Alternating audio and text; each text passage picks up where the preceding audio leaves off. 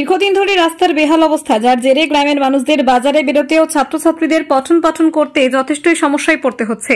পঞ্চায়েত সমিতি ও সমষ্টি উন্নয়ন আধিকারিককে বারবার লিখিতভাবে জানিয়েও কোনো সুরাহা না হওয়ায় অবশেষে ঘেরাওয়ের কর্মসূচি নেন তারা। বৃহস্পতিবার বিকেলে পশ্চিম মেদিনীপুর জেলার অন্তর্গত কেশপুর সমষ্টি উন্নয়ন আধিকারিকের কার্যালয়ে ঘেরাও করে কেশপুর ব্লকের ইচাইপুর গ্রামবাসীরা। তাদের বক্তব্য, বারবার তারা লিখিতভাবে জানিয়েছিলেন গ্রামের রাস্তাটি সারাই করে দেওয়ার জন্য, অথচ এখনো পর্যন্ত কোনো কাজ হয়নি, যার ফলে আমাদের গ্রামের মানুষজনদের বাইরে বেরোতে যথেষ্ট সমস্যা হচ্ছে। তাই আমরা বিক্ষোভ দেখাতে কার্যত বাধ্য হয়েছি। জেলা পরিষদের দলনেতা মোহাম্মদ রফিক জানান, বিষয়টি নিয়ে আমি জেলা পরিষদে কথা বলবো, যত তাড়াতাড়ি সম্ভব রাস্তাটি সারাইয়ের ব্যবস্থা করা হবে।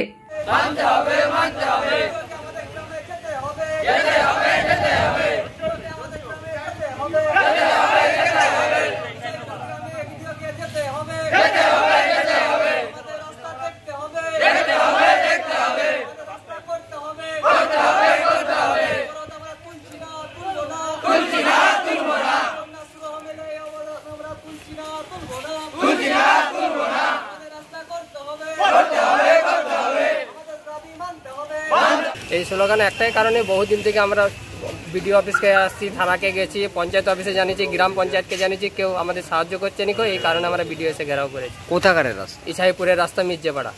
মানে বিডিও অফিসে আপনারা জানিয়েছিলেন? জি, অনেকবার জানিয়েছি। কি বলছিল বিডিওরা?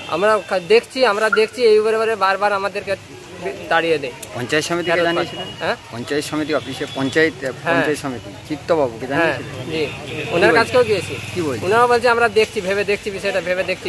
বহুদিন থেকে এরকম আশ্বাস দিয়ে যাচ্ছে। আমরা এখন এমন হয়ে গেছে রাস্তাটা, আমরা যাতায়াত একদম করতে পারছি না। ডেলিভারি রুগী নিয়ে আসতে পারছি না, রুগীকে নিয়ে আসতে পারছি না, স্কুলের ছেলেরা স্কুল যেতে পারছে। MSK স্কুল আছে আমাদের, ওখানে স্কুল আছে। সেন্টারের লোক আসতে পারছে না, গর্ভবতী মহিলারা সেন্টারে আসতে পারছে না।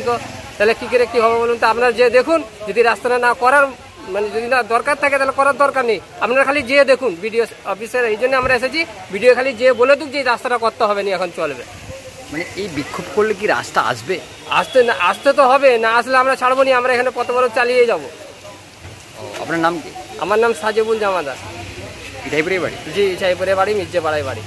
শুনুন, 10 নম্বর প্রপার 10 নম্বর অঞ্চলের মধ্যে ইছাইপুর বলে একটি গ্রাম আছে। দুর্ভাগ্যের বিষয়, আমার শ্বশুরবাড়ি ওই গ্রামে। রাস্তা এত খারাপ, আমি শ্বশুরবাড়ি নিজে যাওয়া ভুলে গেছি। সেই গ্রামের লোক থেকে আজকে দেখছি তারা গ্রামবাসীরা এসছে, প্রায় 1.5 কিলোমিটার রাস্তা। এবারে বিডিওর অনুফান্ডও নাই, আর 15 ফিট কোনো টাকা নাই। আমি গতকালই সভাধিপতি ম্যাডামকে বলেছি যে এই রাস্তাটা ইমিডিয়েট করতেই হবে, এবং দেখা যাক পদ্ধতি করা যায়। অনেক স্কুল পড়ুয়ারা ওই রাস্তায় যায় এবং কোনো ডেলিভারি পেশেন্টকেও নিয়ে যেতে পারে। আমার শ্বশুরবাড়ি মানে আমি জানবো না? তাহলে কতদিনের মধ্যেই মানে আমি আজকেই ফিরে আমি ওয়েস্ট বেঙ্গল SRDA-কে খোঁজ নিচ্ছি। ওদিকেও ধরতে বলেছিলাম, ধরে টেন্ডার হয়েছে কিনা সব খোঁজ নিয়ে আমি জানছি, বিষয়টা দেখি। যত দ্রুত রাস্তার কাজ হয় সে ব্যবস্থা চেষ্টা করে। ওনাদের আন্দোলন তাহলে উঠেছে? এখনও উঠেনি, ওরা আছে। হ্যাঁ, ইঞ্জিনিয়ার যাবে, বৃষ্টি পড়ছে যার ফলে ইঞ্জিনিয়ার যেতে পারছেন না। ইঞ্জিনিয়ারকে পাঠানো হচ্ছে। টোটাল রাস্তায় কীরকম কী খরচ লাগবে না লাগবে, কী অবস্থা রয়েছে, অন্তত প্রাথমিক রাবিশ বা কোনো যদি টুকরা দিয়ে মানুষ চলাচলের মতো করা যায়, সেই দিকটা আমরা সচেষ্ট হচ্ছি। যাত্রীদের অসুবিধা হচ্ছে, পাশাপাশি প্রসূতি মা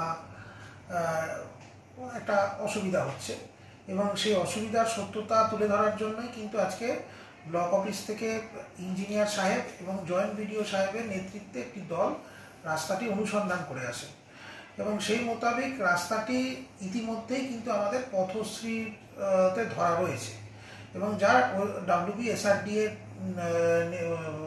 অধীনে সম্পন্ন করা হবে কাজটি। কিন্তু বর্ষাকালীন এই পরিস্থিতিতে এই রাস্তাটি এখন চলাচলের অনুপযুক্ত মতোই বোঝা যাচ্ছে।